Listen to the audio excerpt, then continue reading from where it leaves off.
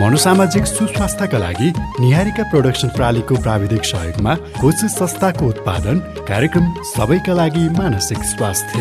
मानसिक स्वास्थ्य बिना स्वास्थ्य छैन, यो कुरा बुझिलेऊ है। मानसिक स्वास्थ्य बिना स्वास्थ्य छैन, यो कुरा बुझिलेऊ है। नमस्कार, म मिलन गहतराज। यहाँहरूलाई स्वागत छ कार्यक्रम सबैका लागि मानसिक स्वास्थ्यमा। यो कार्यक्रम मनोसामाजिक सुस्वास्थ्यका लागि निहारिका प्रोडक्सनको प्राविधिक सहयोगमा कोसिस संस्थाले उत्पादन गरेको हो। यो कार्यक्रम हरेक बिहिबार बिहान 7:30 देखि 8 बजेसम्म कान्तिपुर एफएमबाट सुन्न सक्नुहुनेछ। यो कार्यक्रममा हामी मनोसामाजिक सुस्वास्थ्यका बारेमा कुरा गर्छौं। मनोसामाजिक सुस्वास्थ्यका बारेमा भएका गलत अवधारणा र मान्यताहरूलाई चिर्ने काम गर्छौं। आजको कार्यक्रमको पहिलो खण्डमा राज्यले मनोसामाजिक सुस्वास्थ्यको प्रवर्धनका लागि ल्याएको नीति तथा योजनाको कार्यान्वयनका लागि सरकारले गरिरहेको तयारीको विषयमा कुरा गर्नेछौँ। त्यस्तै दोस्रो खण्डमा भने सरकारले गरेका ती तयारी पर्याप्त छ या छैन भन्ने विषयमा मानसिक स्वास्थ्यका अभियन्ताको कुरा सुन्नेछौँ। हाम्रो देशले मनोसामाजिक सुस्वास्थ्यको प्रवर्धनका लागि भनेर गएको मङ्सिरमा राष्ट्रिय मानसिक स्वास्थ्य रणनीति तथा कार्ययोजना 2077 सार्वजनिक गरेको छ, जसको मुख्य उद्देश्य भनेको नै मानसिक स्वास्थ्यको सेवालाई प्राथमिक स्वास्थ्य सेवामा पुर्याई निशुल्क उपलब्ध गराउने, मानसिक स्वास्थ्य सेवालाई सबैको पहुँचमा पुर्याई सरकारी, गैर सरकारी तथा निजी क्षेत्रसँग प्रभावकारी समन्वय गर्ने रहेको छ। यो उद्देश्य पूरा गर्न के तयारी भइरहेको छ, कार्यान्वयनका लागि के कस्तो तयारी भइरहेको छ भनेर हाम्रा साथी तोया घिमिरेले स्वास्थ्य तथा जनसङ्ख्या मन्त्रालयका प्रमुख विशेषज्ञ डाक्टर रोशन पोखरेलसँग टेलिफोनमा कुरा गर्नुभएको थियो। सुनौँ है त उहाँसँगको कुराकानी।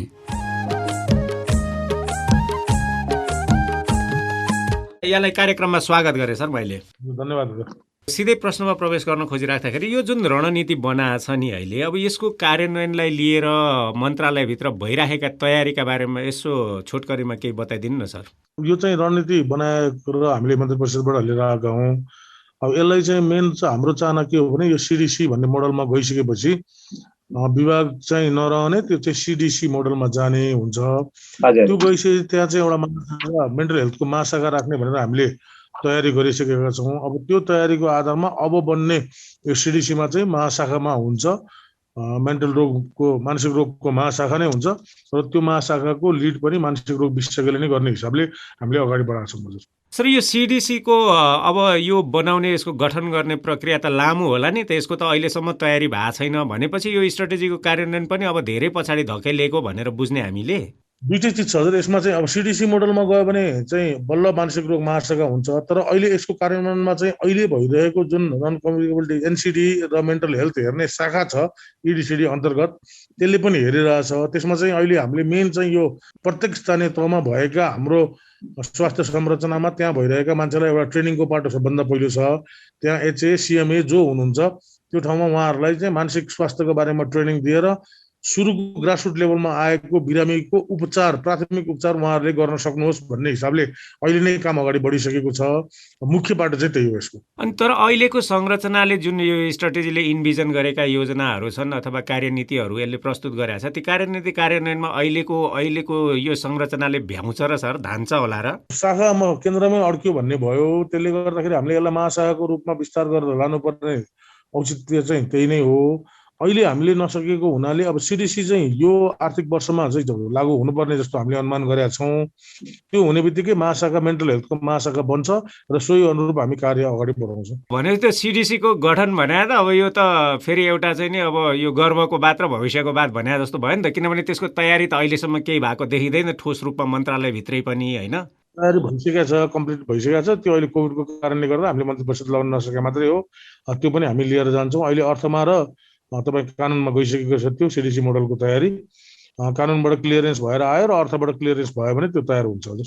यो मन्त्री परिषदमा कहिलेसम्म जान्छ त त्यो सिडिसी उसो भए? अब हामीले अर्थमा त्यसको सिडिसीको अर्थबाट स्वीकृति र कानुनबाट स्वीकृति आएपछि हामी पठाइहाल्छौँ। यो आर्थिक वर्षभित्र हुन सम्भव छ? यो असार अगाडि नै हुन सक्ने सम्भावना छ सर? त्यो त्यही नै सोचेका छौँ हजुर। र अहिलेको हामीले नीति योजनामा पनि त्यही हिसाबले कतिपय बजेटिङहरू गरेका छौँ। सिडिसी नभए पनि विभागबाट त्यही हिसाबले बजेटिङ गर्ने हिसाबले हामीले अहिलेको नयाँ नीति योजनामा यो मेन्टल हेल्थको स्ट्राटेजीलाई कार्यान्वयन गर्नलाई कुन धेरै जसो पक्षहरू कार्यान्वयन गर्ने हिसाबले बजेट राखेका छौँ। भनेको अहिले अब सिडिसी गठन भएन भने पनि यो स्ट्राटेजी चाहिँ कार्यान्वयनमा जान्छ भन्ने हिसाबले तपाईँहरूले नीति तथा योजनाहरू बनाइराख्नु भएको छ मन्त्रालयको? हजुर, हामीले बनाएको छौँ र हामीले यो जेठभित्रमा बजेटिङ गर्दाखेरि पनि पहिलेको मेन्टल हेल्थको बजेटभन्दा 5 गुणा बढी बजेटको हामीले परिकल्पना गरेर त्यसलाई अर्थ मन्त्रालय स्वीकृतिको लागि पठाएको छौँ। तर अब एउटा शङ्का चाहिँ के हो भने सर, जस्तो नीतिको कार्यान्वयनमा पनि यही संरचनागत त्यो अभावले गर्दाखेरि कार्यान्वयन भएन। अब अहिले जति पनि गफ गरे पनि त्यसको ठोस प्रमाण चाहिँ भएन। हामीलाई शङ्काकै आधार रहिरह्यो नि त सर। जस्तो अब यो अहिले ठ्याक्क यो रणनीति हजुर सर के भन्दै हुनुहुन्थ्यो? त्यो छ हजुर, त्यही चिन्ताले गर्दाखेरि अब मानसिक रोग विशेषज्ञहरू पनि पहिले थिएनन्। हुन त म त्यसकै विज्ञ भएको हुनाले यो पोस्टमा म पुगेको छु विशिष्ट श्रेणीसम्म, र मैले मेरो पालामा गर्नै पर्छ अथवा भनौँ हाम्रो साथीभाइहरू अहिले लाग्नु भएको हुनाले हामीले यसलाई प्राथमिकताका साथ अगाडि बढाइरहेका छौँ। केही न केही चेन्जेस चाहिँ पक्कै नै हुन्छ, त्यही भएर हामी लागि परेका छौँ त्यसमा। यो जस्तो अहिले अब नीति तथा योजना बनाइरहेको छ मन्त्रालयले अब आउँदो आर्थिक वर्षका लागि, त्यहाँभित्र चाहिँ के कुराहरू पारिएको छ सर रणनीतिको कार्यान्वयनका लागि? यसो भनिदिन मिल्छ छोटकरीमा? र यसमा चाहिँ हामीले प्रत्येक जिल्ला अस्पताल, अञ्चल अस्पताल जुन छ, अञ्चल अस्पतालमा एउटा साइकियाट्रिस्ट पठाउने, देशको 14 वडामा एउटा साइकियाट्रिस्ट पठाउने, साइकियाट्रिस्ट सर्भिसको इन्डोर सर्भिसेस पनि मानसिक रोगको इन्डोर सर्भिसेसको 10 बेड कम्तीमा पनि हुनुपर्ने भन्ने यो दुईटालाई चाहिँ प्राथमिकतामा राखेका छौँ। त्यसपछि यो लागु पदार्थ दुर्व्यसनका कुराहरूदेखिबाट लिएर सुसाइडका कुराहरूको यो जुन नलेज डिस्ट्रिब्युसन छ त्यो चाहिँ स्थानीय तहसम्म पुर्याउने भन्ने छ। त्यो ट्रेनिङ गरेर स्थानीय तहमा ओपिडीसम्म सबैमा चाहिँ मानसिक ओपिडी पनि सञ्चालन गर्न सक्ने अवस्थामा बनाउँछौँ। क्लियर नहोला तर उहाँहरूले सञ्चालन गर्न सक्नुहुन्छ। त्यसो भयो भने हामीसँग त्यत्रो ह्युमन रिसोर्स अहिले नै उपलब्ध छ त सर? दरबन्दीहरू त खोलेको छैन फेरि? होइन, अञ्चल अस्पतालमा दरबन्दी छ, अब त्यो लोकसेवाबाट फेरि निक्लिनुपर्ने हुन्छ। अञ्चल अस्पतालमा स्वयंमा हामीले दरबन्दी थपेका छौँ अहिले। अहिलेको ओएनएमले अञ्चल अस्पताल, पुराना साबिकका अञ्चल अस्पताल जुन छ तिनीहरूमा चाहिँ हामीले यो दरबन्दी गरेका छौँ। ती कति केन्द्रका अस्पताल छन्, अब कति प्रदेशमा गए। प्रादेशिक अस्पतालको हकमा पनि 200 बेड को अस्पतालमा हामीले चाहिँ 100 बेडभन्दा माथिको अस्पताल भनौँ, त्यो चाहिँ सङ्घमा भए पनि प्रदेशमा भए पनि ती अस्पतालहरूमा चाहिँ मेन्टल हेल्थको एउटा शाखा राखेर त्यहाँ चाहिँ मानसिक स्वास्थ्यको ओपिडी नै चलाउनु पर्ने भन्ने हिसाबले हामी अगाडि बढाएका छौँ हजुर योपालि चाहिँ। अब शङ्काको आधार पनि यहीँनिर क्या, यो जस्तो यो रणनीति बनाउने बेलामा चाहिँ न अब यो अर्थ मन्त्रालयसँग समन्वय गरियो, न चाहिँ नि अब यता सामान्य प्रशासन मन्त्रालयसँग समन्वय गर्यो। आफ्ना ढङ्गले मन्त्रालयले बनाएर मन्त्री स्तरबाट पास भएर आएको छ। अब कार्यान्वयन गर्ने सन्दर्भमा नीति तथा योजनामा चाहिँ तिनीहरूसँग समन्वय गर्नलाई कसरी सम्भव होला सर यति छोटो समयमा? आगामी वर्षको नीति योजना जुन छ हजुर हाम्रो, त्यसमा हामीले यो राखेको हौँ। यसमा उहाँहरूसँग समन्वय गर्नु पर्दैन। हाम्रो ओएनएम आफ्नै हिसाबले अहिले भइरहेको छ। ओएनएम हामीले जिल्ला अस्पताल लेभलसम्मको ओएनएम ठुला अस्पतालहरूको गरिसकेका छौँ। त्यो ओएनएमको आधारमा हामी एउटा संरचना त पहिले पनि थियो, साइकियाट्रिस्टको दरबन्दी थियो। अहिले तपाईँले हेर्नुहुन्छ नि हामीले नुवाकोटमा नि साइकियाट्रिस्टको दरबन्दी राखेका छौँ भने गोर्खामा पनि पठाएको छौँ। तर नियमित रूपले अञ्चल अस्पतालमा चाहिँ हुनैपर्ने हिसाबले अहिले छैन। अहिले चाहिँ यो छात्रवृत्ति करारमा पढेर आउनुभएको डाक्टर साहबहरूलाई हामीले त्यस्तोमा पोस्टिङ गरेका छौँ। तर अबका दिनमा चाहिँ त्यो जिल्ला अस्पतालमा गएर लोकसेवा मागेर लोकसेवाबाट खोलेर नै दरबन्दी क्रिएट गर्ने अवस्थामा हामी गइसकेका छौँ। यो पुरानो संरचनागत हिसाबले जाँदाखेरि त अब अहिलेको यो प्रोभिन्सलाई, लोकल गभर्मेन्टलाई त फेरि लेफ्ट आउट भयो नि त सर। त्यो तहहरू त त्यो संरचनामा त काम गरिएन नि, होइन र? पुरानो संरचनामा काम होइन, पुरानो संरचनाको नाम फेरि आज सधैँ नि। अब जनकपुर अञ्चल अस्पताल थियो भने अहिले जनकपुर प्रादेशिक अस्पताल हो। त्यहाँ अब त्यो चाहिँ हाम्रो हिसाबले अञ्चल अस्पताल हो पहिलेको भनौँ न। त्यसलाई चाहिँ हामीले त्यो ठाउँमा पनि साइकियाट्रीको दरबन्दी गर्दै रहने।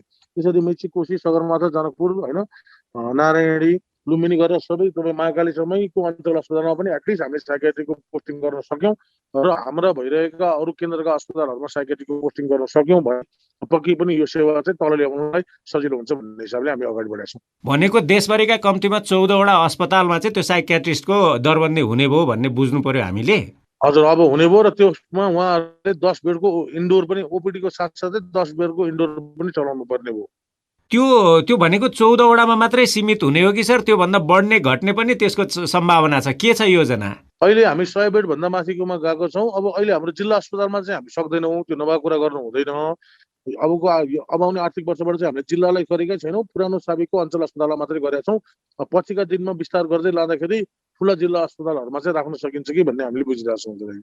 त्यो त्यो भनेको 14 वडामा मात्रै सीमित हुने हो कि सर, त्योभन्दा बढ्ने घट्ने पनि त्यसको सम्भावना छ? के छ योजना? हजुर, आवश्यक जनशक्ति अहिले उत्पादन भइरहेछ, खालि हामीले लोकसेवासँग ट्युनिङ गर्न सकेका छैनौँ, त्यो हामी ट्युनिङ गर्दैछौँ। भनेपछि लोकसेवाले चाहिँ त्यो आवश्यक जनशक्ति सप्लाई गर्न सक्छ अबको आउँदो आर्थिक वर्षभित्रैमा पनि? अबको आर्थिक वर्षमा साइकियाट्रिस्ट चाहिँ मागेर 9 तहको साइकियाट्रिस्ट सेकेन्ड क्लासबाट मागेर उहाँहरूलाई अञ्चल अस्पतालमा पठाउन सकिन्छ भन्ने हामीले अनुमान गरेका छौँ अहिले। अनि अरू जनशक्तिको पनि खाँचो त देखाएको छ नि सर रणनीतिले, अनि त्यो चाहिँ कसरी परिपूर्ति गर्ने त? पहिलो सुरुमा चाहिँ मैले भनिहालेँ, पहिलो सुरुमा अब रणनीतिले त एकदम ब्रोड हिसाबले सबै साइकेट्रिक सोसल वर्करदेखिबाट लिएर साइकेट्रिक नर्सिङदेखिबाट लिएर सबै कल्पना गरेका छ। तर त्यो चाहिँ अहिले हामीले यही वर्ष लागू गर्न नसके पनि त्यसलाई चाहिँ सिडिसी मोडलमा जाँदाखेरि हामीले लागू गर्नुपर्ने हुन्छ भन्ने हिसाबले अगाडि बढ्यो। अहिले चाहिँ जे हो साइकियाट्रिस्टहरूको दरबन्दी र त्यहाँ चाहिँ नि नियुक्ति गर्ने भन्ने चाहिँ अहिलेको मुख्य एजेन्डा भयो है सर?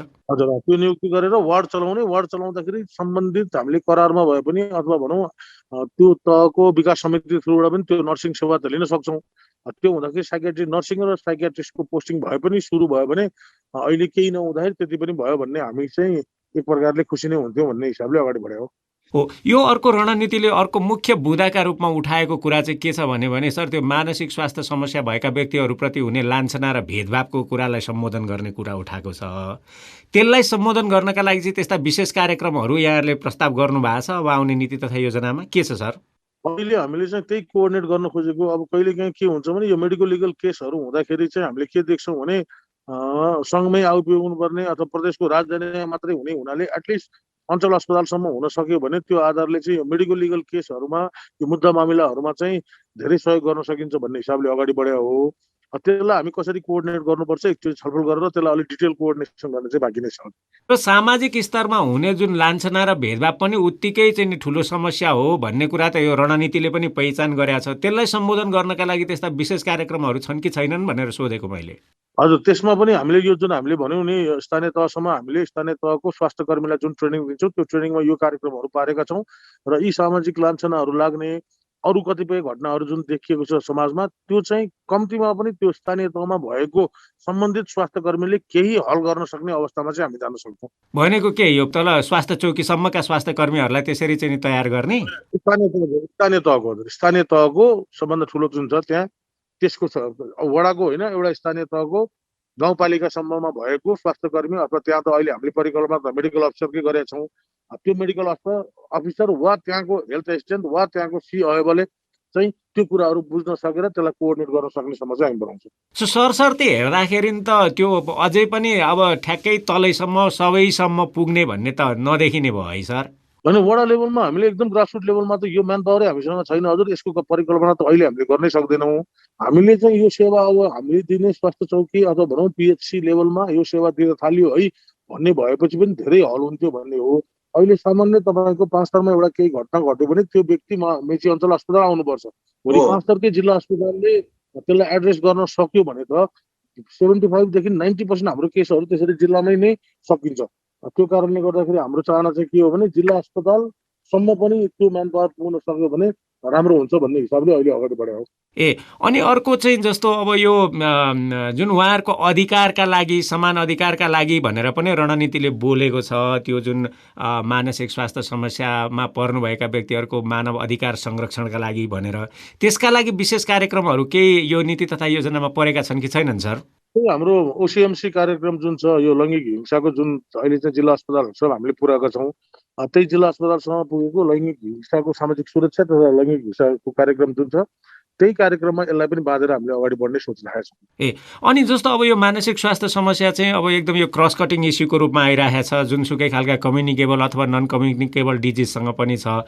सो अरूतिरको समन्वयका विषयमा चाहिँ के यसलाई चाहिँ अब यो नीति तथा कार्यक्रममा के परेको छ सर?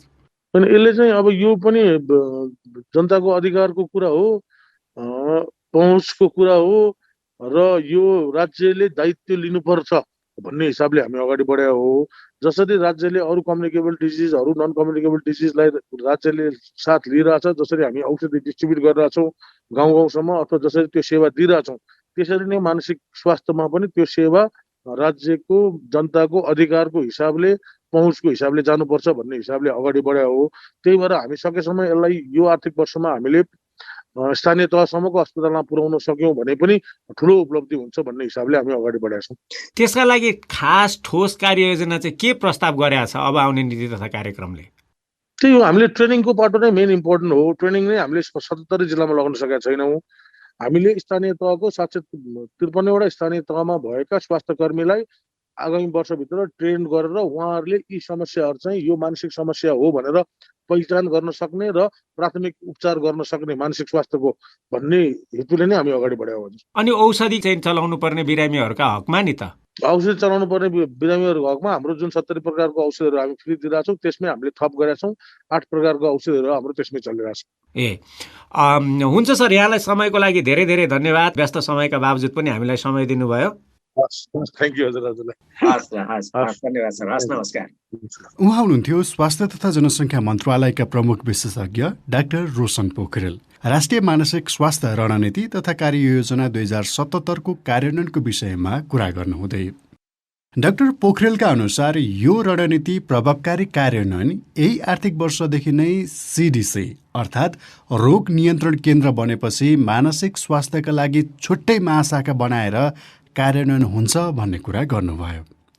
तर विगतमा पनि यस्ता नीति तथा योजना बनाउने तर प्रभावकारी रूपमा कार्यान्वयन हुँदैन थियो।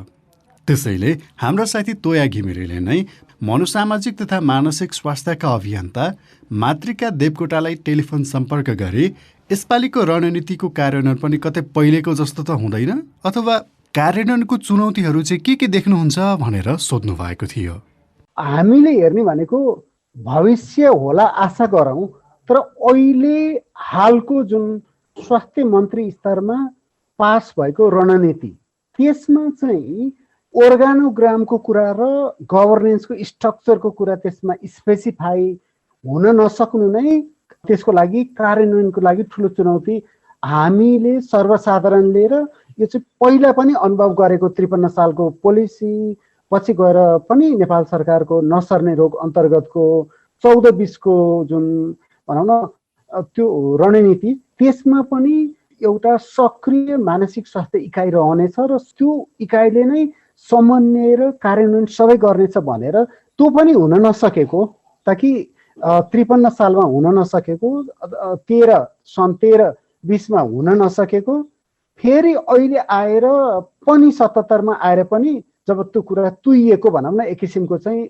गभर्नेन्सको कुरा अर्गानोग्राम स्ट्रक्चरबाट चाहिँ त्यो अगाडि नबढिकन त्यो भएको र त्यो हामी सर्वसाधारणले चाहिँ के भने हेर्दाखेरि चाहिँ अब मूल चुनौती चाहिँ जबसम्म स्ट्रक्चरमा प्रायोरिटी आउँदैन। मातृका सर, मैले हजुरलाई यहीँ रोकेँ भनेपछि त के यो स्ट्राटेजी नै गलत तरिकाले बन्यो, यो सही बाटोमा बनेन यो स्ट्राटेजी नै? उसो भए स्ट्राटेजी राम्रो छ, यहाँ सबै कुरा गर्ने भनिएको छ भनौँ न, तर त्यसको लागि गभर्नेन्सको सिस्टम स्ट्रक्चर के त मानसिक स्वास्थ्यको लागि नेपाल सरकारको सङ्घ लेभलमा, प्रोभिन्समा र स्थानीय तहमा संरचना हुन्छ नि स्ट्रक्चरल रूपमा चाहिँ जे कुरा पनि अगाडि बढाउनको लागि त ह्युमन रिसोर्सको कुरा स्ट्रक्चरको कुरा त्यो त मन्त्रालयले एक हिसाबले भनेकै छ नि, यसरी स्ट्रक्चरहरू बनाउने, यसरी जाने, एउटा केही सर्टेन कामका लागि त उसले समय सीमा नै राखेर पनि भनेको छ त सर। यहाँले भनेको कुरा भनौँ न हामीले पुरानो हामी गाउँघरमा भने अनुसार यहाँको उसमा दुध र भात लागोस्, यहाँले भने जस्तै CDC मोडेल आउला, महाशाखा आउला, योभन्दा अगाडि पनि दुईटा अवसर गइसके जुन 53 सालमा, त्यसपछि 13-20 को सन् 2013-20 कोमा र त्यसपछि गएर यो तेस्रो चोटि पनि रणनीतिमा चाहिँ एउटा सिस्टम भनौँ न अर्गानोग्राम र स्ट्रक्चर चाहिँ एउटा डेभिएटेड भइसकेको 3 चोटि चाहिँ भइसकेको अवस्थामा चाहिँ एउटा ट्र्याकबाट भनौँ न जुन स्ट्रक्चर गभर्नेन्सको पाटो चाहिँ छुटेको छ भने अनि अझै पनि भनौँ न एउटा भनौँ जे अनुभव गरेका छ नि मान्छेले त्यो अनुसार चाहिँ एउटा सतर्क हुनु अथवा चिन्तित हुनु त एउटा मानवीय गुण हो जस्तो लाग्छ। स्वाभाविक पनि हो। भनेको के हो भने नि हिजो हामी ढाँट्यौँ अनि यो चाहिँ नेपालीमा उखान छ नि एउटा कि ढाँटको निम्तो चाहिँ खाएपछि पत्याउनु भन्छन्, त्यस्तै अवस्था चाहिँ हिजो भोगिएको भएर यसलाई चाहिँ शङ्काका दृष्टिकोणले हेरिएको हो भन्ने चाहिँ सरको भनाइ। शङ्का भन्दा नि यसलाई चाहिँ हामीले भइहाल्छ भनेर ढुक्क भएर बस्नुभन्दा पनि सचेत नागरिक र यो विषयको एउटा अभियन्ता र यही समस्याबाट पीडित भएर आफ्नो जीवन गिभ ब्याक गरेर जुन समुदायमा दिइरहेको एउटा व्यक्तिको नाताले आउनेमा पनि एउटा सशङ्कित अथवा त्यसलाई सचेत आफै हुनु र राज्यका संरचनालाई चाहिँ तीनचोटि त यो त ट्र्याकबाट तीनचोटि झुक्क्याइएकै हो होइन सर? अथवा त्यो कहाँ भयो भनौँ न, कहाँबाट त्यो लिकबाट ट्र्याकबाट बाहिर गयो गर्ने भनेर किन हुन सकेन, चाहेर गर्दा गर्दै पनि हुन नसकेको हुनसक्छ। ताकि मलाई अनुभव छ र स्वास्थ्य मन्त्रालयका पदाधिकारी अरू नै जो पावरमा हुनुहुन्छ अहिले, उहाँहरूलाई म कम्तीमा आजभन्दा कम्तीमा म चाहिँ 12-14 वर्ष अगाडिदेखि चिन्छु र हाम्रो ब्युरोक्रेसीमा सरको कुरालाई यहीँ काटेँ। मैले सरले भन्न खोजिराखेको आशय बुझेँ जस्तो लाग्यो। म अलिकति समराइज गर्छु कि हामीलाई अझै पनि शङ्का छ, संरचना चाहिँ नि प्रष्ट नहुँदाखेरि त्यसको कार्यान्वयन पूर्ण रूपमा हुँदैन कि भन्ने चाहिँ नि हामीलाई डर छ भनौँ होइन सर? शङ्का भन्दा पनि हामीलाई डर छ भन्ने शब्द प्रयोग गरौँ। उसो भए यो रणनीति कसरी चाहिँ इम्प्लिमेन्ट भयो भने के भयो भने चाहिँ हामी बढी विश्वस्त हुन सक्छौँ? मेरो प्रश्न यो एउटा। र अनि यसको इम्प्लिमेन्टेसन कसरी भयो भने चाहिँ सर्वसाधारण बढी लाभान्वित होला नि त सर? मैले दुईटा प्रश्न गरेँ। यसमा दुईटा कुरा छ। यही स्ट्राटेजीले जहाँ स्ट्रक्चर बिनाको स्ट्राटेजी भनौँ न, एउटा स्ट्रक्चर बिनाको आर्किटेक्ट, एउटा नक्सा बिनाको एउटा भवन भने जस्तै त्यो स्ट्रक्चर बिनाको योबाट चाहिँ खासै तात्विक फरक आउन सक्दैन र हाम्रो माग चाहिँ यो अमेन्डमेन्ट हुनुपर्छ र यसलाई परिमार्जित गरेर यसलाई चाहिँ वाइडर रूपमा फेरि भनौँ न सामान्य प्रशासन अर्थमा लगेर जनशक्ति र स्ट्रक्चर बनाउनु पर्छ र यही पोलिसी मात्रै कार्यान्वयन हुन सक्दैन पुरानो अनुभवले। त्यो त मन्त्रालय गर्ने मनस्थितिमा पनि छैन होला जस्तो पनि लाग्दैन सर। त्यसो अहिले जे छ त्यही सीमितताभित्र पनि त्यसो भए यसको कार्यान्वयन कसो भयो भने चाहिँ अधिकतम लाभ होला त? यसको लागि त जबसम्म यहाँले भनौँ न एउटा हामीले घर बनाउँदैछौँ, एउटा बडी चाहिँ अस्थिपञ्जर बिनाको बडी, अनि त्यो कारणले त्यो त भनौँ न त्यो ध्रुव सत्य यो नै के भने यसलाई रिभिजिट गर्नुपर्छ र यसको अस्थिपञ्जर भनौँ न नभइकन त होला केही कुराहरू देखिएला, केही कुराहरू होला, तर हामीले खोजेको त दिगो संरचना हो भनौँ न। हामी सबै मान्छेहरू चाहिँ व्यक्ति भनेको हामी भोलिसम्म रहँदैनौँ, संरचना भनेको त जुगौँ जुगसम्म भनौँ न, जेनेरेसन टु जेनेरेसन हामीले खोजेको संरचनात्मक परिवर्तन हो त्यो, जुन चाहिँ अहिलेकै अवस्थामा यो संरचना परिवर्तन सम्भव छैन यसलाई अमेन्डमेन्ट नगरिकन। एउटा त रणनीतिको त्यो एमेन्डमेन्ट अथवा त्यसको चाहिँ नि अब त्यसलाई चाहिँ नि फेरि पुनर्लेखन गर्नुपर्ने एउटा त्यो आवश्यकता देख्नुभयो यहाँले, रणनीतिलाई अझ बढी प्रभावकारी पार्ने। अर्को चाहिँ अहिले भइराखेकै संरचनाभित्र स्वास्थ्य मन्त्रालयभित्र जे संरचना छ ती संरचनाहरूभित्रबाट यसलाई इम्प्लिमेन्ट गर्न सक्ने आधारहरू कतिको देख्नुहुन्छ या त्यो सम्भवै छैन? अब यसरी हेर्नुहोस्, मेरो लजिक अब विश्वव्यापी रूपमा मानसिक स्वास्थ्य समस्यालाई रोग भनेर नै हटाइँदैछ, यो रोग होइन भने अहिलेको मानसिक स्वास्थ्य महामारी तथा रोग नियन्त्रण महाशाखा अन्तर्गत जो कुरा पनि राइट ठाउँमा राइट हुनु पर्यो नि त्यो स्ट्रक्चरमा फिट हुनलाई, र यो रोग होइन भने एउटा कन्डिसन हो भने रोग तथा महामारी नियन्त्रण महाशाखा अन्तर्गतको एउटा सेक्सनमा त्यसमध्ये पनि फेरि नसर्ने रोग अन्तर्गत यहाँलाई थाहा छ नसर्ने रोग भनेको डायबिटिज भयो, उच्च रक्तचाप भयो, क्यान्सर भयो र यो दीर्घकालीन श्वास प्रश्वास सम्बन्धी समस्या, चारवटै समस्या भएका व्यक्तिहरूलाई यो तनाव र मानसिक स्वास्थ्य एकदम मिसिएको कुरा छ। त्यस्तै एचआइभीसँग त्यसपछि ट्युबरकुलोसिस जुन टिबीसँग यिनीहरूसँग पनि मानसिक स्वास्थ्य जोडिएको छ र बालबालिका महिलासँग पनि जोडिएको छ। जबसम्म मानसिक स्वास्थ्य चाहिँ नसर्ने रोग महामारीबाट नियन्त्रण महाशाखाबाट नभइकन चाहिँ एउटा इन्डिपेन्डेन्ट चाहे सर्ने रोग होस् नसर्ने रोग होस्, फिजिकल हेल्थमा चाहिँ इन्टिग्रेटेड रूपमा चाहिँ जब एउटा प्रायोरिटी पाउँदैन इन्डिपेन्डेन्ट, तबसम्म यो केही रूपमा त भनौँ न हिजो 10 वर्ष अगाडि भन्दा त जनचेतना त आएको छ, केही लेभलमा होला, तर संरचनात्मक परिवर्तनको लागि चाहिँ त्यो पुरानो स्ट्रक्चरबाट चाहिँ त्यहाँबाट निस्केर मानसिक स्वास्थ्यले चाहिँ प्रायोरिटीको साथ ल्याउन पर्यो। यो चाहिँ अनिवार्य क्रस कटिङ मानव जीवनमा नभई नहुने कुरा हो। अहिलेकै संरचनाबाट त्यस्तो देखिने गरी प्रभावकारी ढङ्गले यो स्ट्राटेजीको इम्प्लिमेन्टेसनको सम्भावना चाहिँ देख्नुहुन्न यहाँ? जस्तो मैले यो कोसिस दर्ता गरिसकेपछि त्यति बेला पनि तालिमको कुरा गरिन्थ्यो। म्यानेजमेन्ट डिभिजन अन्तर्गत चाहिँ यो जिल्ला जिल्लामा गएर तालिम दिने कुरा चाहिँ आजभन्दा मैले 12-15 वर्ष अगाडि नै सुनेको हो।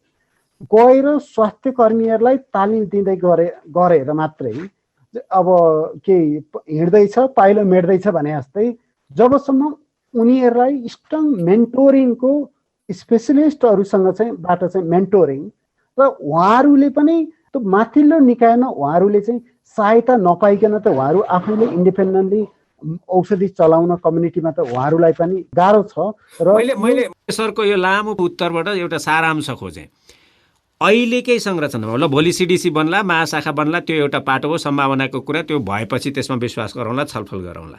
अहिलेकै संरचनाबाट स्ट्राटेजी कार्यान्वयनमा लग्यो मन्त्रालयले भने त्यसले प्रभावकारी रिजल्ट दिन्छ भन्ने कुरामा हामी विश्वस्त हुन सक्दैनौँ, त्यही भन्न खोज्नु भएको सरले? यसले दूरगामी स्ट्रक्चरल रिफर्म भनौँ जुन हामीले खोजिरहेको त त्यो हो नि, संरचनात्मक परिवर्तन हुँदैन हालको सिस्टमबाट।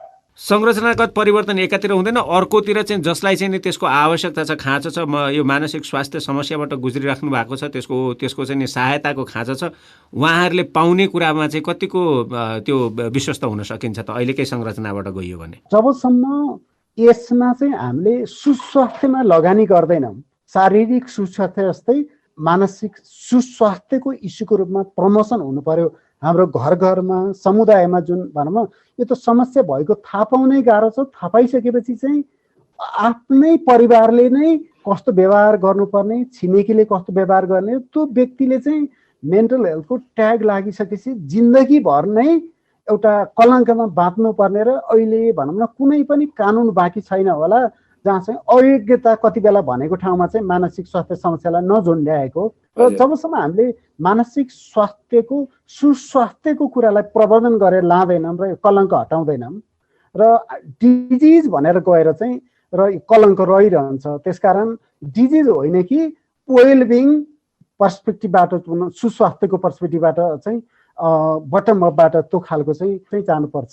हस् सर, समयको लागि यहाँलाई धेरै धेरै धन्यवाद। यहाँलाई पनि धन्यवाद। यो सीमान्तकृत इस्युमा भोइस बनिदिनु भएको लागि यहाँलाई धेरै धन्यवाद। उहाँ हुनुहुन्थ्यो मनोसामाजिक तथा मानसिक स्वास्थ्यका अभियन्ता मातृका देवकोटा। राष्ट्रिय मानसिक स्वास्थ्य रणनीति तथा कार्ययोजनाको कार्यान्वयनका लागि सरकारले गरिरहेको तयारी पर्याप्त छ या छैन भन्ने विषयमा कुरा गर्नुहुँदै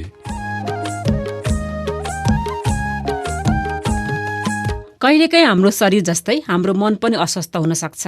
हाम्रो मन अस्वस्थ हुँदा हामीलाई दिक्क लागिरहने, खानामा गडबडी हुने, निन्द्रा नलाग्ने, एक्लो महसुस हुने, डर लाग्ने, पहिले गर्दै आएको काम गर्न जाँगर नलाग्ने, डरलाग्दा घटनाको झझल्को आइरहने, यस्ता धेरै कुरा हुन सक्छन्। कहिलेकाहीँ यस्तो हुनु चाहिँ सामान्य हो, तर आफ्नो दैनिक क्रियाकलापमा नै यस्ता लक्षणहरूले असर पार्न थाले भने हाम्रो मनमा समस्या भएको बुझ्नुपर्छ।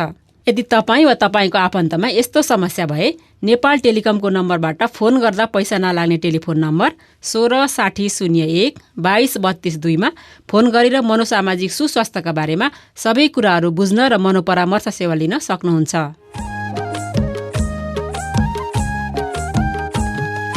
यो सँगै आजका लागि कार्यक्रम सबैका लागि मानसिक स्वास्थ्य यति नै।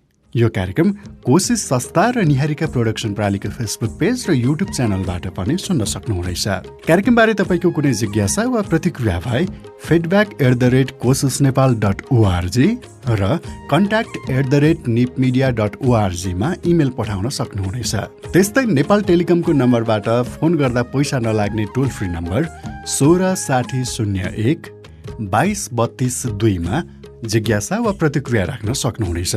हवस् त, अर्को हप्ता मनोसामाजिक सुस्वास्थ्यको विषय समेटिएको अर्को श्रृङ्खला लिएर आउने नै छौँ। सुन्न नछुटाउनुहोला। आजलाई भने मनोसामाजिक सुस्वास्थ्यका लागि निहारिका प्रोडक्सनको प्राविधिक सहयोगमा कोशिश संस्थाले उत्पादन गरेको कार्यक्रम सबैका लागि मानसिक स्वास्थ्यबाट तोया घिमिरे, सृजना गौतम र म मिलन गहतराजलाई बिदा दिनुहोस्। नमस्ते।